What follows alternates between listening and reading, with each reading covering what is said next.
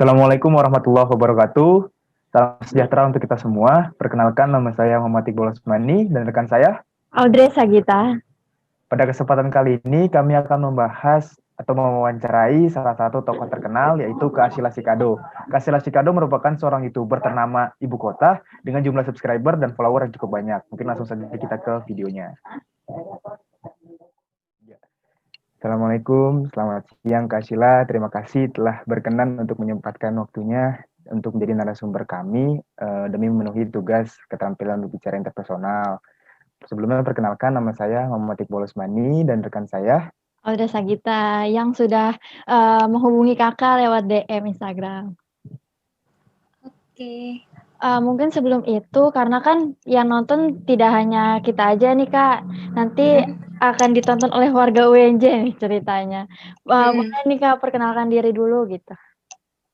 Oke, aku Sheila Sikado. Sekarang aku kerjanya sebagai beauty content creator. Terus udah berkecimpung di dunia ini tuh berapa ya? Dunia ini dong. Kayaknya untuk lebih fokusnya tuh aku sekitar 2-3 tahunan terakhir ini. Gitu. Oke, baik Kak. Langsung saja nih ya Kak ke pertanyaan pertama. Oke. Apa sih yang membuat kakak tertarik menjadi seorang YouTuber? Awalnya sih sebenarnya gara-gara aku tuh ngikutin Justin Bieber, sebenarnya sesimpel itu kan. Soalnya kan aku ngelihat dia kan dulu katanya terkenalnya kan dari YouTube gitu. Plus aku juga ngefansnya kan dari dia kan. Ngefans juga sama dia. Terus udah gitu aku emang kayak dari dulu tuh kepengen banget gitu loh, kayak gue pengen dia jadi artis gitu kan. Tapi aku sadar diri gitu kayak nggak mungkin banget ya kalau misalnya gue ikutan casting segala macem, soalnya kayak nggak memenuhi standar gitu. Terus ya udah akhirnya aku nyoba cara lain gitu kan, lewat si YouTube ini. Plus kalau misalnya si Justin Bieber nggak pernah ngupload tuh ya ke YouTube, kayaknya sih aku juga nggak bakalan ngupload. Jadi bener-bener terinspirasinya dari dia gitu. Tapi sebelumnya kakak pernah ikut-ikut casting nggak? Nggak pernah, soalnya gimana ya, kayak sebenarnya aku juga agak malu gitu kan, satu, terus dua kayak sadar diri gitu, kayak nggak mungkin deh gitu aku mikirnya. Iya Kak, susah gitu. Soalnya aku pernah ikutan gitu jadi malah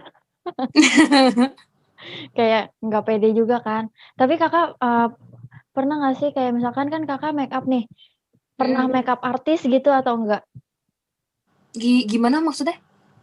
Kan kalau misalkan syuting gitu kan pasti ada yang make up-in nih. Kakak pernah nggak menjadi seperti itu, make up artis gitu? Oh, yang make upin gitu maksudnya? Iya Kak. Oh, pernah waktu dulu aku pernah ikut kakak ipar aku kan dia make up artis yang kayak syutingan gitu kan. Terus udah gitu aku diajak gitu sama dia buat jadi asistennya. Jadi kayak ngebantuin gitu, kalau dia nggak kepegang make up, aku yang bantuin juga gitu sih. Kalau itu make up lama nggak sih Kak? Maksudnya kan kalau syuting tuh lama, tapi kalau make up kita ngikutin dari awal sampai akhir acara gitu Kak? Kalau yang syutingan itu emang pastinya bakalan sampai akhir syutingannya kelar, karena kan apa namanya, harus touch-up gitu kan akunya. Jadi kalau misalnya si yang talentnya misalnya rambutnya berantakan atau make upnya udah mulai klimis gitu mukanya, nah itu aku harus kayak touch up gitu. Jadi harus standby juga gitu. Harus gercep, wah touch up dulu. Iya benar. Nah, kalau Kak Sheila itu kan suka banget make up ya Kak. Cuman saya lihat-lihat di video Kak Sheila kan dulu suka bikin cover, terus suka bikin video-video traveling gitu ya Kak. Nah itu sejak kapan Kakak memutuskan bahwa bahwa make up ini adalah passion yang cocok nih sama diri saya gitu? Jadi sebenarnya tuh di awal kan aku emang cover lagu kan. Nah habis itu seiring berjalannya waktu aku kayak ngerasa kayaknya aku suka juga deh sama beauty gitu. Terus udah gitu akhirnya aku coba-coba buat upload konten beauty waktu di tahun berapa ya, kalau nggak salah 2014-15 lah. Kan aku mulai YouTube dari tahun 2010 kan. Nah itu yang dari 14-15 aku mulai masuk ke beauty. Cuman aku ngerasanya tuh pada saat itu kayaknya aku belum bisa nih untuk merambah ke beauty karena aku sadar diri gitu kan, harus banyak modal gitulah ibaratnya, karena kan kita harus nge-review kalau misalnya pengen apa ya, dilihat banyak orang gitu untuk mancing viewers. Nah itu aku ngerasa kayak aduh kayaknya gue belum mampu nih, belum bisa gue, soalnya kan budget juga kan. Nah habis itu dari situlah aku kayak oh ya udah gue tunjukin diri gue yang lain aja gitu, kayak yang vlog aku. Kan aku dulu sempet ngevlog tuh yang kayak sebenarnya isinya nggak jelas sih, cuman kan kebanyakan hahaha kan. Nah itu ternyata orang-orang pada suka, dan kayak vlog traveling juga gitu. Waktu itu aku sempet kayak jalan-jalan, dan aku ya udah deh sekalian aja di videoin buat konten. Terus udah gitu begitu aku ngerasa kayak oh gue udah bisa nih, maksudnya udah kayak punya modal gitu untuk bener-bener fokusin di beauty, ya udah dari situlah aku fokus di beauty. Jadi kayak sambil menyelam minum air gitu sih kalau menurutku. Tadi kakak kan menyebutkan cita-cita awalnya pengen jadi artis, tapi justru malah sekarang jadi YouTuber. Bagaimana awal kakak merealisasikan keinginan kakak menjadi seorang YouTuber? Gimana maksudnya? Usaha kakak menjadi seorang YouTuber tuh gimana? Usaha aku yang dulu-dulu sampai sekarang juga sih, maksudnya masih tetap aku lakuin, pastinya harus konsisten kalau untuk nge-upload kontennya. Terus harus ngeliat juga nih pasarnya tuh sukanya yang kayak gimana gitu. Misalnya mereka waktu yang awal-awal sih, lebih tepatnya kan kayak di awal tuh mereka ternyata suka nih yang aku kayak apa namanya tuh, ngevlog sama bacotan Ashila tuh mereka suka banget. Makanya aku nariknya tuh dengan cara ya udah bikin yang itu terus yang mereka suka gitu. Terus kalau sekarang karena aku pengen ibaratnya lebih dikenalnya sebagai beauty vlogger gitu ya, makanya aku mulai naruh kontennya tuh yang beauty. Sebenarnya sih kalau di YouTube audiens aku emang kenalnya aku yang lebih ke yang bacotan Ashila sama yang vlog itu. Jadi kalau untuk beauty aku emang ngerasa banget viewersnya nggak terlalu banyak gitu. Cuman tapi aku mikir kayak ya nggak apa-apa kan, aku ibaratnya kayak mulai dari nol lagi lah gitu. Gitu sih. Nah, Kak, dalam usaha untuk merealisasikan mimpi Kakak nih sebagai YouTuber atau artis gitu, pasti kan ada kendala-kendalanya, Kak. Nah, boleh tahu nggak Kak kendala-kendalanya apa aja dan bagaimana cara Kakak untuk mengatasi kendala-kendala tersebut? Oke. Kalau aku pribadi, dulu kan aku ngerekamnya tuh pakai handphone ya.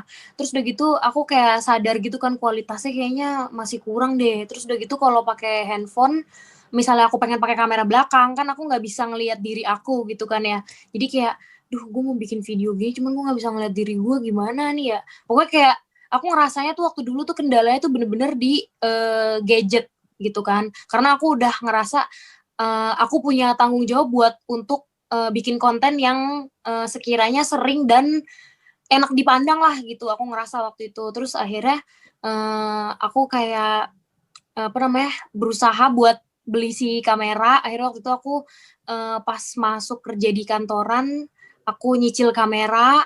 Terus udah gitu ya udah dari situ langsung kayak nih kamera udah ada nih, jangan males berarti gitu aku mikirnya. Itu mungkin kendala di kamera. Ada nggak sih, Kak, kendala dari orang luar kayak, "Ih, ngapain sih jadi YouTuber, sok ngartis banget deh." Soalnya kan saya kalau mau bikin video tuh, ih, nggak pede banget gitu, takut, dihujat gitu kan. "Ih, jelek banget kontennya," gitu, gimana, Kak? Ada nggak kira-kira? Waktu zaman aku SMA itu ada sih, karena kan aku dari SMA kan nge-YouTube-nya kan. Kayak temen sekelas aku pada, "Ih, apaan sih YouTube lo sampah," yang sampai digitu-gituin. Terus udah gitu aku kayak, "Ah, ya udah bodo amat, orang gue punya kebisaan sih daripada lu enggak," gitu kan, cuman bisa ngomong doang gitu kan aku mikirnya. Terus, apa ya, kayak seiring berjalannya waktu makin gede gitu, justru aku malah kayak dapat dukungan karena mungkin orang sekitaran aku juga udah pada dewasa juga ya, nggak kayak yang waktu masih di sekolah gitu kan. Terus, kalau rasa takut kayak, nanti gue diomongin gini, diomongin gitu, ada sih pasti rasa kayak gitu. Tapi, aku meminimalisir si rasa kayak gitunya tuh dengan kalau aku videonya mau ditonton sama misalnya sama temen aku nih, tapi di depan aku. Nah, itu aku nggak mau tuh kayak, "Udah lu nontonin nanti aja kalau gue nggak di sini," gitu. Jadi gimana ya, kalau misalnya pun mereka pengen ngatain, ya udah lu ngatain di belakang gue aja, gue nggak usah tahu gitu. Oh, jadi Gitu mendingan sih. ngatain di belakang ya, kita nggak usah denger gitu kan hujatan mereka. Iya, iya ibaratnya begitu. Eee Gimana sih cara Kakak membuat konten yang menarik nih, biar banyak yang nonton konten yang Kakak buat? Kalau dari pengalamanku pribadi, sebenarnya sih simple aja, dengan jadi diri sendiri, terus udah gitu, berusaha kayak menunjukkan keoriginalitasan diri kita gitu. Jadi nggak berat gitu loh kita ngerjainnya dan, kalau misalnya kita kayak acting, ya mungkin nggak semua orang, tapi beberapa tuh ada yang bisa kayak nebak gitu si viewersnya kayak, "Ih, lu acting banget sih," gitu loh. Jadi kalau menurutku untuk bikin konten yang menarik tuh mendingan, emang bener-bener jadi diri sendiri, terus udah gitu ngelihat maksudnya ngelihat-lihat apa sih, referensi itu nggak apa-apa banget.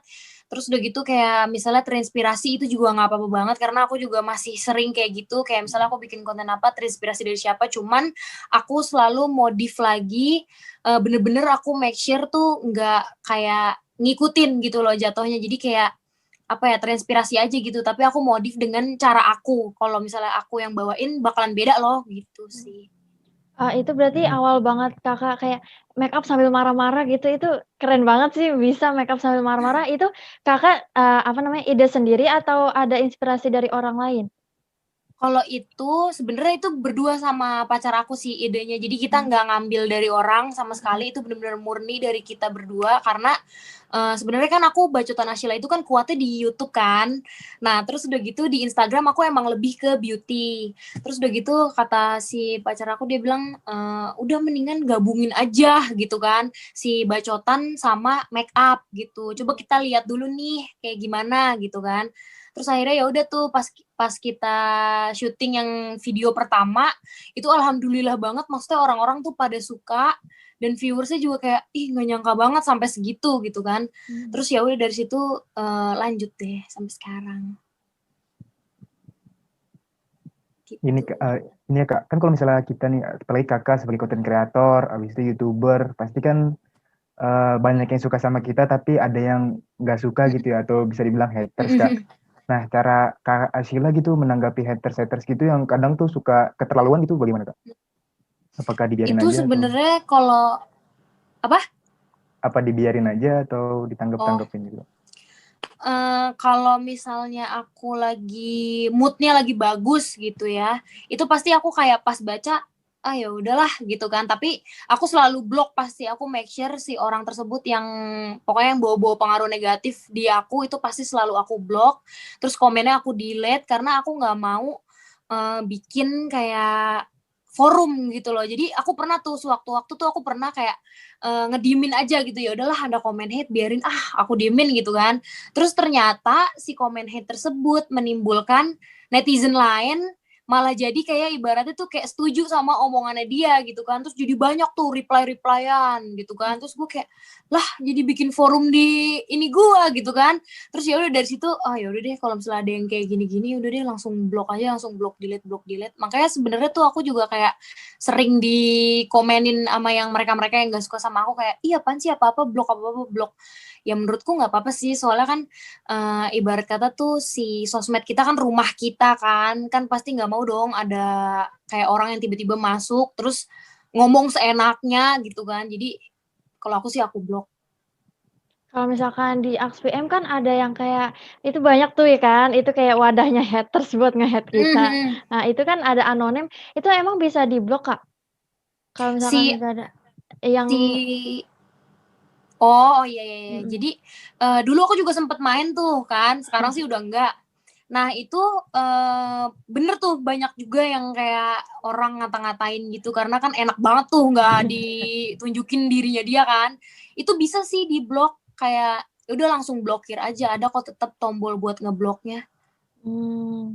Ya, Padahal kan kalau misalnya orang-orang yang punya bawa manfaat negatif untuk kita, mendingan lebih baik di blok gitu ya Kak, daripada Kalau kita. aku sih. Mm-mm. Ini Kak, terus bagaimana cara Kak Sila sadar gitu, titik di mana Kak Sila sadar bahwa membuat konten kreator ataupun YouTuber itu bisa menghasilkan gitu. Kapan Kakak pertama kali sadar bahwa profesi YouTuber itu menghasilkan? Karena kan bagaimana kita tahu YouTuber itu kan seringkali di-underestimate gitu ya Kak, seringkali dipandang sebelah mata. Jadi kapan Kakak sadar bahwa YouTuber ini bisa menghasilkan gitu Kak? Aku tuh sadar kalau nggak salah di tahun 2015 deh kalau nggak salah. Nah itu tuh juga kayak nggak sengaja gitu karena aku tiba-tiba kayak di home YouTube tuh ada video.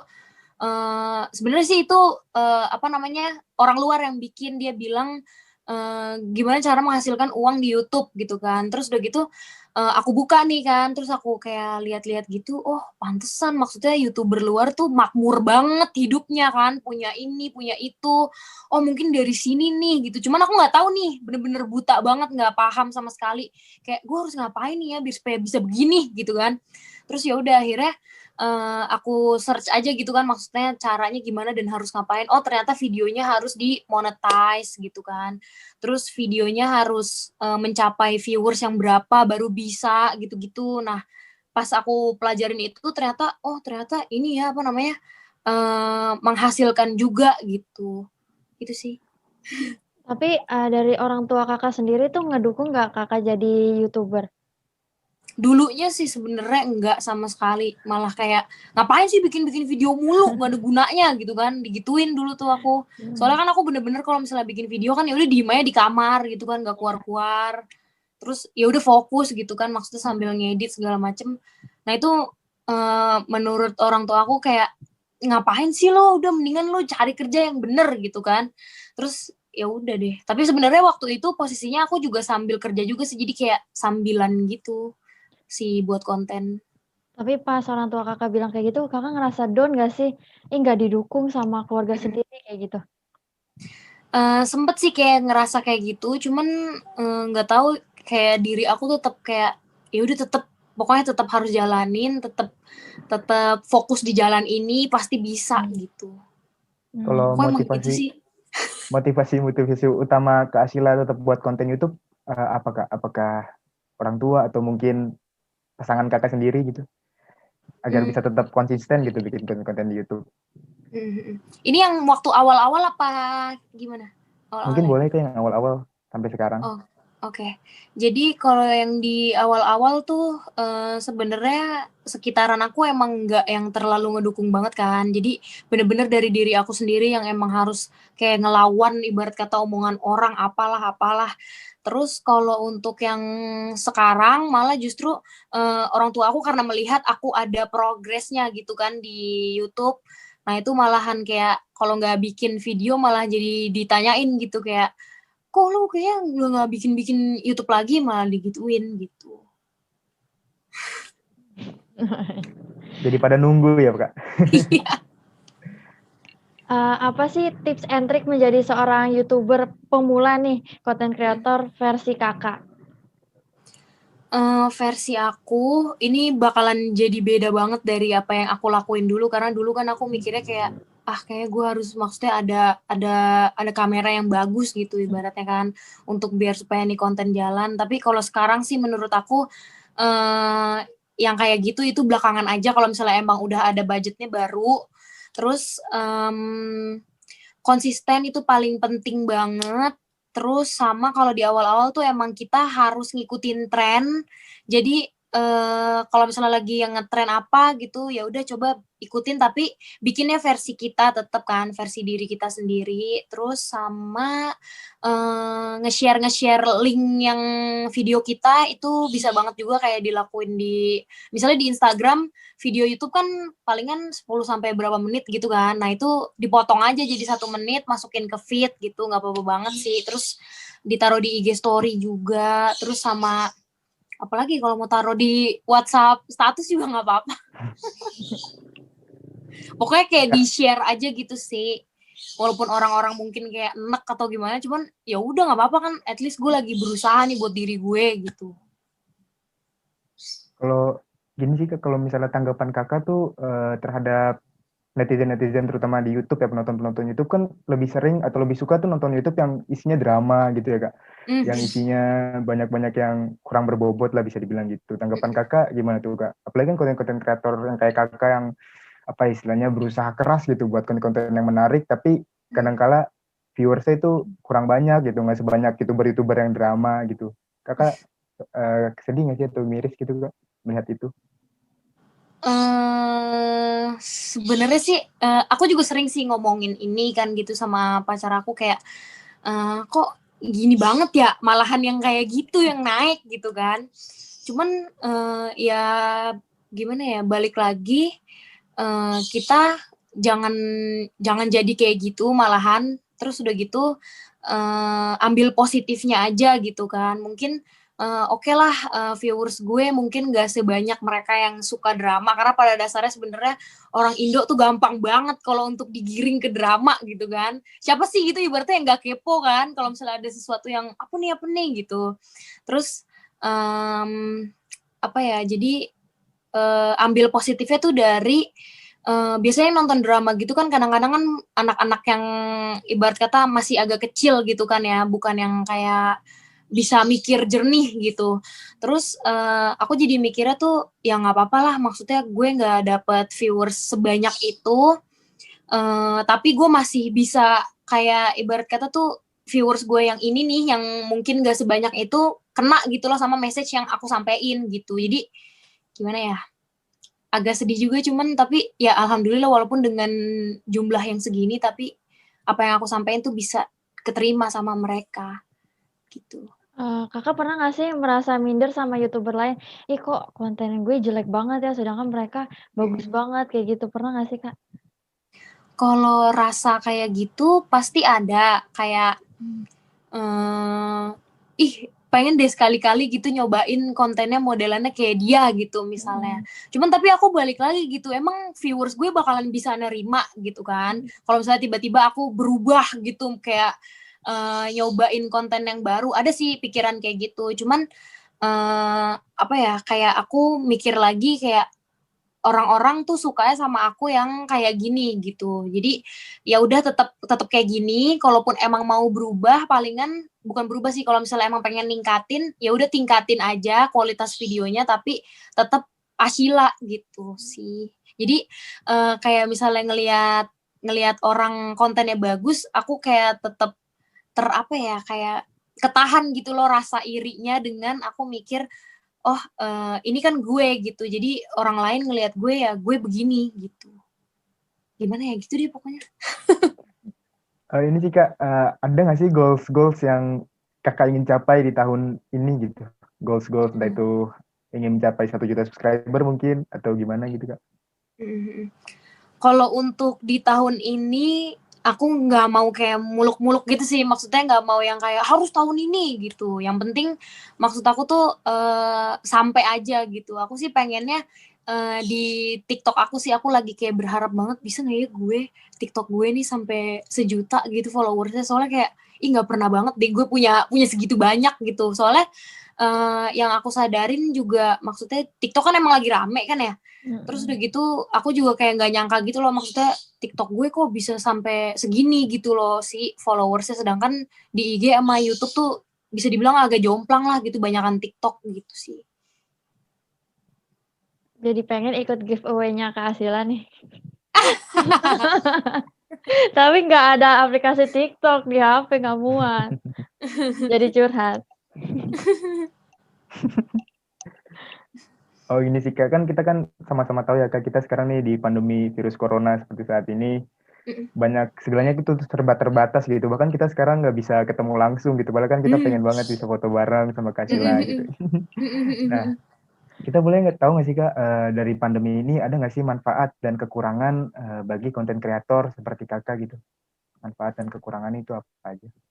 Oke. Kalau untuk manfaatnya sih, kita jadi kayak lebih bisa nge-explore karena kan semenjak pandemi ini kan jadi banyak banget muncul ide-ide baru kan untuk konten kayak gimana. Apalagi di perbeautyan itu banyak banget kayak transisi lah, terus apalah gitu kan. Pokoknya banyak deh. Nah itu jadi manfaat tuh buat kita gitu. Jadi kita bisa saling sharing, saling explore, terus saling berbagi ide gitu. Pokoknya kebanyakan waktu di rumah, jadi kita ngontennya lebih banyak gitu kan. Bisa buat ngehibur orang-orang yang nonton kita juga jadi lebih oke lah gitu istilahnya. Nah kekurangannya mungkin bagi konten kreator yang traveler, nah itu tuh mungkin mereka jadi kayak nggak bisa kan, mereka harus muter otak lagi untuk, aduh gimana nih konten gue harus gimana ya. Terus aku sempat lihat sih backpacker tampan deh kalau nggak salah namanya. Nah itu tuh dia kan traveler ya. Terus semenjak pandemi ini dia jadi bikin kontennya di kamar gitu. Cuman tetap estetik, mohon maaf, tetap bagus. Jadi tetap gayanya dia gitu kan.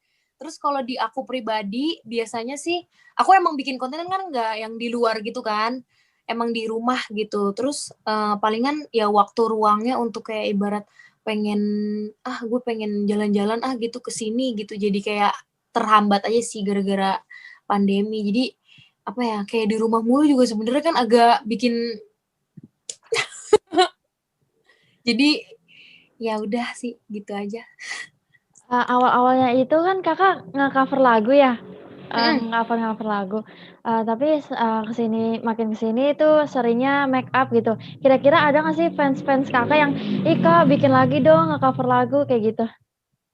Ada sih beberapa gitu mungkin yang ngikutin aku dari dulu itu mereka pada bilang, ih kangen deh coverannya gitu-gitulah. Terus udah gitu, tapi kadang-kadang aku juga masih suka kayak upload sekali gitu di Instagram kayak cover lagu, abis itu udah ngilang lagi si covernya gitu. Jadi kayak buat pengobat rindu aja sih, pengobat rindu netizen.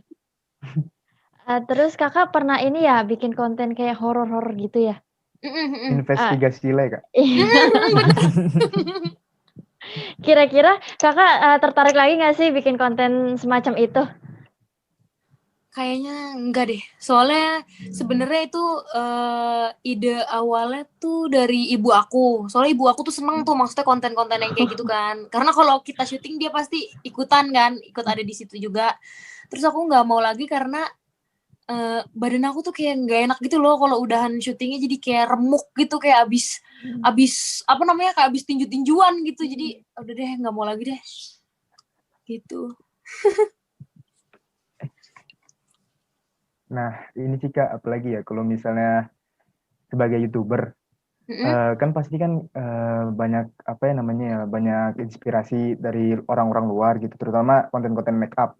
Itu ada nggak sih YouTuber-YouTuber yang Kakak apa ya istilahnya tuh Kakak paling suka gitu dari konten-konten mereka, entah itu dari YouTuber-YouTuber Indonesia ataupun YouTuber-YouTuber luar negeri yang paling menginspirasi Kak Sheila tuh siapa Kak kalau boleh tahu? Aku bingung lagi kalau ditanya kayak gini. Aku lagi suka banget sama apa namanya, kayak bukan vlogger sih, maksudnya konten kreator dari luar itu dia, tapi lebih ininya di TikTok sih dia. Itu dia tentang skincare gitu. Aku lupa namanya, pokoknya dia disebutnya Young. Terus dia nge-share tentang skincare. Dia laki sebenarnya kan. Terus udah gitu dia kalau nge-share skincare tuh maksudnya bukan yang kayak mengintimidasi gitu loh. Jadi kayak biasanya mungkin ada yang kayak kalau nge-share lo tuh harus begini gitu. Kalau dia tuh enggak gitu. Jadi kayak banyak pilihan yang bisa diambil, terus kayak orangnya kocak gitu. Jadi aku sekarang maksudnya lagi sukanya sama dia gitu. Suka dong. Jadi mungkin bisa ditonton deh yang di TikTok. Dia orangnya kayak botak gitu, dia disebutnya tuh apa ya? Oh, kepala telur. Dia disebutnya sama netizennya. Mungkin nih Kak, Kakak bisa ngasih motivasi kan saya pernah nonton yang kayak perjalanan ke Asila ya, itu pernah yang kayak lagi ada di titik terendah tuh gimana Kak caranya bisa bangkit, jangan dengerin kata orang lain tuh gimana Kak? Aku kayak dari dulu tuh selalu bukan mantepin sih, kayak maksudnya kayak selalu pokoknya bilang ke diri aku tuh bisa gitu kan. Terus kayak aku percaya sama diri aku tuh, aku pasti bisa nih ngelewatin ini gitu. Kayak misalnya lagi yang dulu tuh kan, maksudnya lagi di kayak titik yang dimana gue mau beli softtek aja kagak bisa gitu kan. Terus udah gitu akhirnya pokoknya aku selalu kayak, aku yakin nih suatu saat nanti tuh pasti gue bisa keluar dari yang kayak gini, yang bikin gue ibaratnya tuh kayak apa ya, sedih, terus kayak gak nyaman, terus pokoknya kayak percaya aja sih kalau menurut aku sama diri sendiri, kalau kita tuh bisa, bahkan kita lebih bisa dari yang kita pikirkan gitu. Kan sebelumnya tadi Kakak bilang kalau teman SMA Kakak ada yang kayak, "Ih apaan sih ini kontennya, sampah," gitu kan. Kakak pernah nggak sih ketemu mereka terus ngelihat diri Kakak yang sekarang tuh tanggapan mereka kayak gimana? Kalau sekarang-sekarang ini belum ketemu lagi sih, palingan aku kan masih follow-follow-an kan emang di Instagram kan, tapi kita juga udah yang kayak jarang ngobrol gitu, jadi palingan kalau dia ngelihat IG story aku aja sih, aku kayak sempet bergumam gitu dalam hati, "Ih lo dulu ngatain gue, lo dulu gimana?" Gitu-gitu sih, tapi aku nggak yang kayak, maksudnya ke yang orangnya tuh nggak yang malah aku nyolotin gitu, enggak sih, biasa aja. Tapi selain pengalaman Kakak setelah membuat, eee apa, konten-konten di YouTube tuh kan Kakak dibully, sebelumnya Kakak pernah nggak sih ngerasain namanya dibully gitu? Dibully di dunia nyata? Iya. Oh, pernah itu pas zaman SMP, zaman SD juga, SMA juga. Kayak dulu kan apa namanya, berat badan aku kan emang agak, mohon maaf gitu ya, agak berlebih gitu kan. Terus udah gitu, ya itu yang temen aku bilang kontennya kayak sampah, itu juga dia include juga ngatain soal fisik gitu. Cuman kan dulu zaman SMA kan kayak kalau misalnya lo ngatain gue, ya lo gue katain balik gitu. Jadi Iya. ya saling membuli sih sebenarnya. Terus kalau saya lihat di snapgram Kakak tuh kayak, "Yuk cintai diri sendiri," itu gimana sih Kak? Kayaknya saya susah banget gitu loh cintai diri saya sendiri itu gimana Kak? Versi Kakak gitu.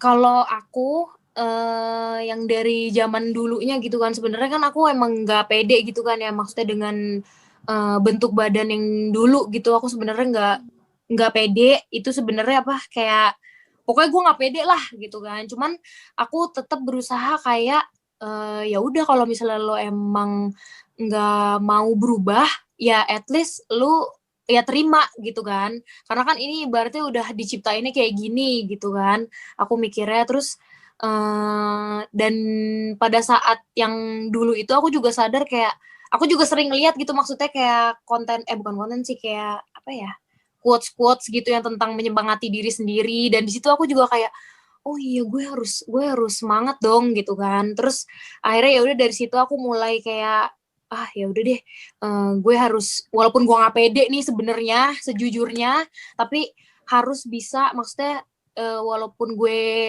diri gue sebenarnya nggak pede, tapi orang-orang lain tuh di sekitaran gue alias followers itu bisa kayak nganggepnya nih gue tuh apa ya, kayak bisa gitu loh untuk dianggap kayak mencintai diri sendiri, karena dulu sebenarnya aku emang nggak pede gitu kan. Kok gue muter-muter ngomongnya ya, maaf ya. Nggak apa-apa Kak. terus apa ya, gimana ya, aku suka bingung kalau misalnya ngebahas ini, soalnya kalau dibilang nge-fake dulu itu sebenarnya enggak, karena aku juga mencoba gitu loh, walaupun aku nggak pede tapi aku mencoba untuk kayak menerima. Terus udah gitu aku juga pengen orang lain yang ngelihat aku tuh, mereka juga kayak dapet positif message-nya gitu loh. Jadi gimana ya, gitu deh pokoknya. Bingung ngomongnya. Ini sih Kak, saya juga mau nanya nih Kak, kan saya ini kan termasuk orang yang bisa dibilang introvert gitu ya Kak, susah untuk bergaul, terus susah untuk ngomong gitu ya. Ada nggak sih Kak tips and trick nih terutama bagi teman-teman yang introvert agar bisa percaya diri gitu ngomong di depan kamera gitu? Mhm. Sebenarnya itu, kalau misalnya kita emang udah ngemantepin diri kita kayak, pokoknya gue mau jadi konten kreator gitu. Nah itu mau nggak mau kan emang harus ngomong depan kamera kan. Nah itu di awal-awal banget, pasti ada rasa, kayak awkward gitu kan, karena biasanya kan kita ibaratnya ngomong sama orang yang emang udah sepaham sama kita, nah ini gue kok ngomong sendiri gitu, nggak ada tanggapan balik gitu, aneh kan.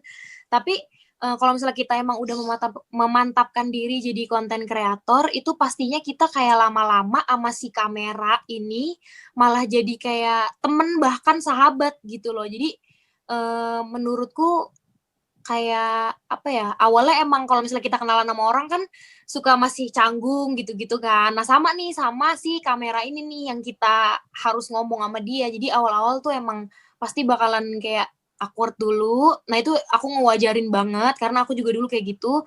Tapi lama-lama jadi kebiasaan dan ya udah jadi lancar aja gitu ngomongnya. Karena udah nganggepnya si kamera kan sahabat kita gitu. Sama ini Kak, lanjut misalnya karena kalau kita sama-sama tahu mungkin passion Kak Asila itu kan make up gitu ya Kak, membuat video dan lain-lain. Nah, bagi kita ini yang belum tahu passion kita tuh ada nggak sih Kak cara agar kita tahu gitu, mencari passion kita, menemukan passion kita? Menurut Kakak bagaimana Kak? Kalau menurutku sih tetap di ini aja, maksudnya kayak kita misalnya pengen nge-share apa, ya udah kita coba coba share aja gitu, maksudnya yang kita suka. Tapi kan kadang-kadang kita juga nggak tahu ya kalau misalnya kita suka beneran gak sih sama suatu hal gitu kan, apakah kita cuman sepintas doang atau suka beneran gitu. Nah itu kalau menurutku kalau untuk di awal-awal bisa dicoba aja semuanya gitu, kayak apapun kontennya kalau misalnya kita seneng ngejalanin, ya udah coba aja dulu lakuin sampai di titik dimana si viewersnya tuh kelihatan nih mereka lebih condongnya ke mana nih, ke konten kita yang mana. Jadi nggak apa-apa banget sih sebenarnya kayak bikin kontennya gado-gado gitu, maksudnya campur-campur, entar misalnya minggu ini beauty, minggu depan mungkin tips and trick apa gitu-gitu, nggak apa-apa banget sih. Jadi sebenarnya biar supaya si viewersnya juga nggak bosen juga, dan dari situ kan kita juga tahu ya, gue lebih enak ngejalaninnya yang mana ya gitu. Jadi coba sebanyak-banyaknya konten semampu kita gitu. Nah, tapi Kak kalau misalnya kita buat banyak macam-macam konten ya Kak. Terus misalnya ada salah satu nih kita ada konten kita yang kita sebenarnya kurang serak untuk menjalani konten itu, tapi viewer kita nih suka. Nah, itu menurut Kak Sheila lebih baik tetap kita jalanin atau kita stop dulu gitu Kak. Kita jalanin yang kita suka aja. Kalau menurutku sih karena di awal kita, maksudnya kalau di awal kan kita emang ibaratnya kayak pengen narik viewers gitu kan. Nah itu menurutku emang sebenarnya agak maksain diri sih, tapi kayak bikin konten yang maksudnya kita nggak terlalu suka itu, kalau menurutku kalau bisa agak lebih diseringin walaupun kita agak gimana gitu ya. Soalnya kan kita di awal mau nyari viewers kan, terus kalau misalnya kita udah di posisi dimana ibarat kata tuh orang-orang udah banyak gitulah yang tahu kita, nah itu tuh kita nge-share apapun tuh mereka bisa nerima aja gitu. Jadi kalau di awal menurutku ibaratnya kayak gini nih, kayak bersusah-susah dahulu gitu sih. Agar nantinya viewernya itu tetap tetap nonton kita gitu ya Kak. Nah, ini kan Kakak sekarang dikenalnya seorang YouTuber yang suka marah-marah gitu kan, sambil make up marah-marah gitu. Teman-teman saya juga bilang seperti itu. Nah, kira-kira Kakak ingin mencoba hal baru nggak sih selain YouTuber? Maksudnya gimana? Mencoba hal baru? Iya, Kakak pengen beralih nggak sih, pengen coba hal baru seperti menjadi pengusaha gitu? Oh, gimana ya? Kalau untuk saat ini, aku jujur banget belum kayak kepikiran untuk gue mau jadi apa lagi ya gitu kan, belum sih. Jadi pikiran aku masih kayak fokus di konten, palingan gak jauh-jauh dari konten. Dan kalau misalnya pun aku pengen berubah, pasti bukan berubah sih, maksudnya kayak pengen ada sesuatu lagi, palingan di kontennya yang aku tambahin sesuatu gitu.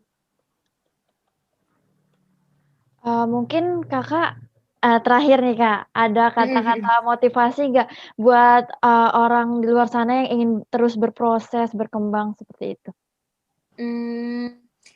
Pastinya jangan gampang nyerah, terus jangan mentok sama angka, karena itu bisa bikin stres banget. Soalnya kalau misalnya kita ngeliatin mulu gitu kan, kayak viewersnya nggak nambah segini-gini aja gitu, itu pasti biarpun kita kayak ya udahlah gitu, tapi tetap ada rasa kayak apa ya, kok gue kurang deh, kayaknya gue gini deh. Sebenarnya bukan karena kitanya kurang kadang-kadang, tapi karena si apa sih itu namanya, algoritmanya si sosial media tersebut gitu. Kadang-kadang kan suka kayak padahal video kita udah bagus nih, cuman tapi emang nggak kebus aja gitu sama si misalnya IG atau YouTube gitu. Jadi yang nonton dikit. Padahal sebenarnya bukan karena kitanya, tapi karena si medsosnya tersebut gitu. Jadi kalau saranku emang tetap aja lanjut bikin, jangan karena viewersnya kecil jadi males gitu, jangan. Terus konsisten itu udah pasti banget kalau di awal-awal, bahkan sampai kalau misalnya pun udah besar, itu harus tetap konsisten, karena kalau kita nggak konsisten, orang-orang pasti bakalan kabur gitu kan, bakalan kayak aku mau cari yang lain aja nih yang lebih sering kontennya gitu kan. Karena soalnya kan si viewers kan walaupun kita udah upload ini, mereka pasti kan kayak mau lagi gitu kan. Jadi gimana ya, tetap harus yaitu konsisten pokoknya, terus sama apa ya, menjadi diri sendiri. Itu juga cari inspirasi yang banyak nggak apa-apa, asalkan bisa dikembangin lagi tapi versi diri kita sendiri.